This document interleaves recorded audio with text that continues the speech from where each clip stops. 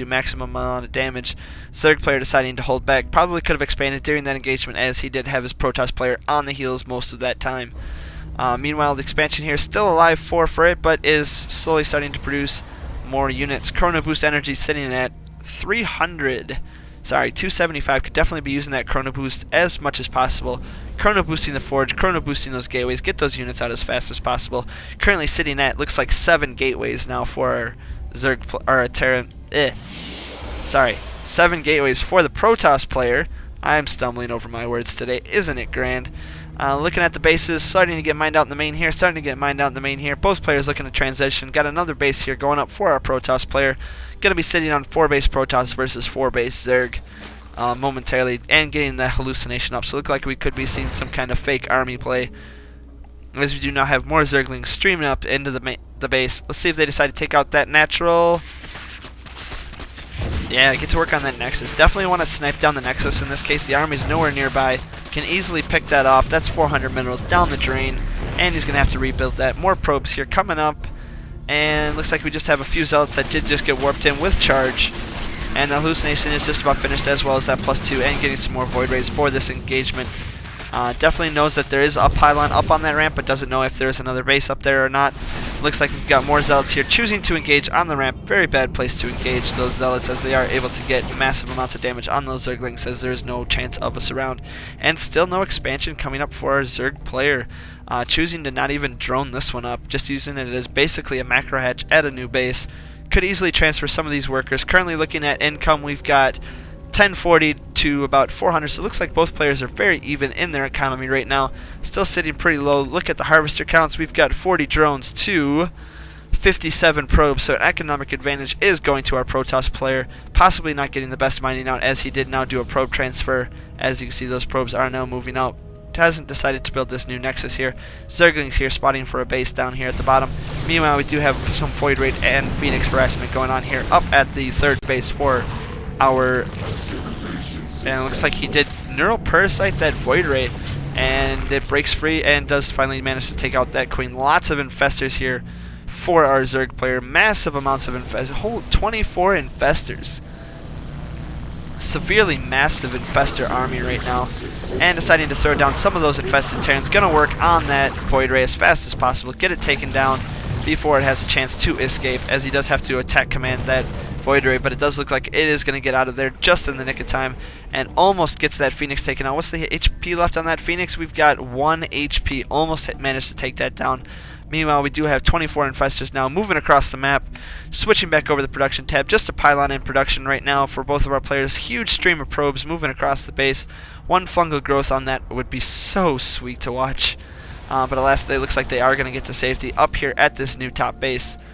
Definitely see the army for the Protoss player, not knowing that this is coming up at all, as there is 0 detection for both of these players. Throwing up a bunch of infested Terrans now.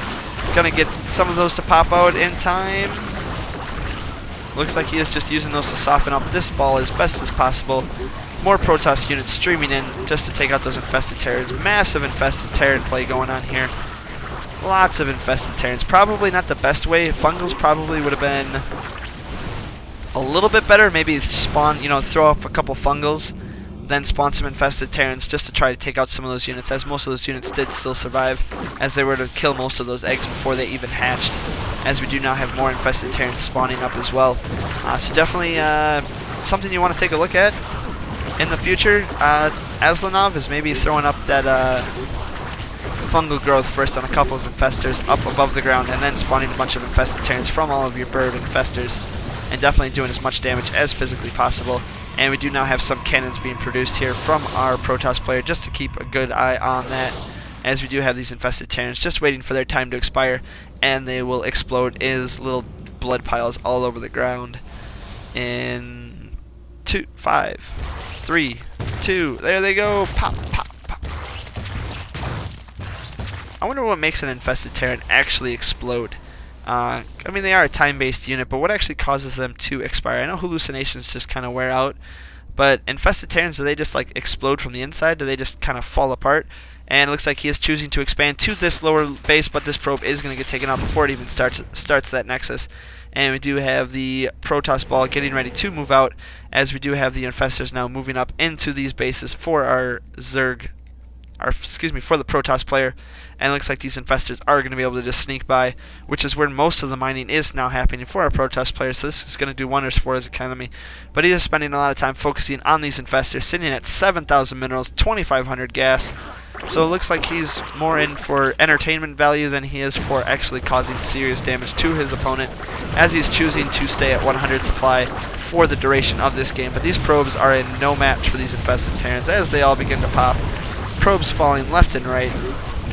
Meanwhile, we do have more units streaming up in here to the base. Could use these infested Terrans to go to work on that Nexus, but by spawning them behind the mineral line instead of in the mineral line, looks like most of them are going to focus fire down the army instead, and now choosing to run these Infestors out as fast as possible. And it looks like they are just working on slowing down this Protoss ball, as he's having to work on taking out most of those infested Terrans and worrying about those Infestors being on the map. Should definitely think about getting a robotics bay up so he can get some detection going, but his income was severely hurt by that attack, and choosing to get this Nexus up right here. And we do now have 40 roaches in production for the Zerg player, so it looks like he has no problem getting up to 200 supply. Definitely would like to see him get an... Ooh, 2 Void Rays up here. Definitely no expansion going to be happening there anytime soon. Could work on taking these rocks to expand up here. Could definitely take about this expansion down here as well. Do now have 2 photon cannons being produced for our Protoss player, which will make this base fairly secure against any kind of burrowed infestor movement. Definitely wants to transition into some kind of fungal growth play, as the... Oh, there it is, fungal growth. Alright, I was wondering why he... Oh, because you can only spawn infested Terrans were burrowed. That's why. I was like, wait a minute, these only got the 1 ability? That's not right. Because I did see him use that in Neural Parasite earlier. But it looks like Aslanov sitting here with 0-0 roaches versus these upgraded 2-1 stalkers, 2-1 ground units from the Protoss player. So the Protoss definitely leading in the upgrade battle, but is suffering severely economically as most of his probes were taken out. We've got 40 drones over 32 probes. So actually not too far behind economically as I thought he would be, as the Zerg is still sitting up over 7,000 minerals, which is a huge blunder on his part. Could definitely be throwing down some triple Evo chambers, getting those upgrades, getting as many units as possible, getting as many hatcheries as possible as well. But we do now have 4 Void Rays being rallied over here. It looks like they are just rallying over to that base down here. Once he gets a critical number of Void Rays, could just push in, start doing some damage on that Zerg player. And it looks like we just have a lot of burrowed movement play coming here from this player, Aslanov, as he does have those burrowed roaches and the infestors. And it looks like he is pumping up into the base, and it looks like he's just letting his units wall up instead of pushing them up into the ramp. Lots of infestors here. Let's see if he gets some good fungal growth going on. Lots of hallucinated phoenixes or Void Rays up in the air, and we do have some neural parasites going down on those stalkers, but alas, not doing nearly as much damage as fungal growth would. And it looks like we do have the Zerg here is streaming those units into the base, is going to be taking out that forge, is working on taking out those units that are warping in currently. And it looks like the counterattack now coming in for our Protoss player, as he is now working on those new hatcheries. These 4 Void Rays that have been chilling over here are now starting to get into the fray. Looks like they're going to get to work on this queen. Going to be charging up on that queen, picking it off, and then probably working right on the hatchery just to get that max charge going on to do maximum amount of damage. Does snipe out this hatchery right here. Meanwhile, we have the Zerg units streaming into the Protoss base, and it looks like instead he decides to want to save his own base instead of deciding to push out. But with all this larva, he could easily build units to take this out. I mean, he could easily mass up some Zerglings,